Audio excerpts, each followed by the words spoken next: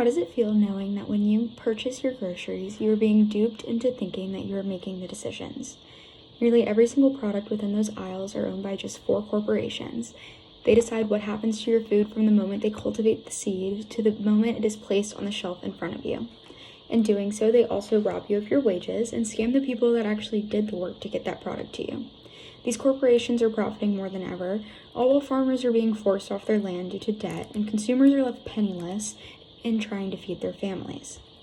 This system isn't just unfair to regular working-class citizens, but it's incredibly dangerous. This system leaves us vulnerable to inflammatory prices and farmers with limited resources and pay, so it's up to us to take the necessary action.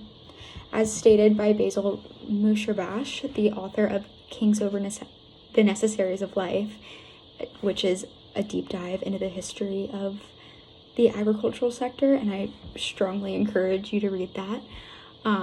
Bayer, Corteva, Chem China, and BASF are the 4 companies that have monopolized the agricultural industry. As told by researcher Lena Lebau, these 4 companies alone own over 62% of sales worldwide. Their greed leaves farmers with limited options for seeds, fertilizer, and equipment, and because the Big 4 own all of it.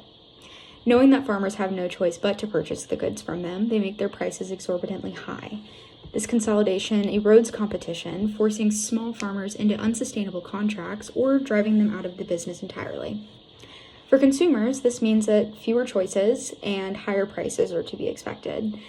The success of these companies also means less product transparency for consumers, as Big Ag is favored by politicians who are able to implement the less strict food safety regulations in order to cut costs for these companies in the long term.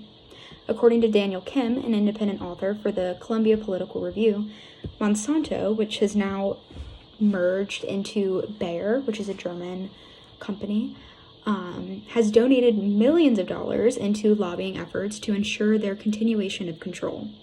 To make matters worse, the concentration of this power leaves our food supply chain very weak, and if any disturbance were to occur, such as a pandemic or the implementation of high tariffs, we would be at risk of empty shelves and food shortages because these companies would not be turning any profit, so they would not want to provide for us.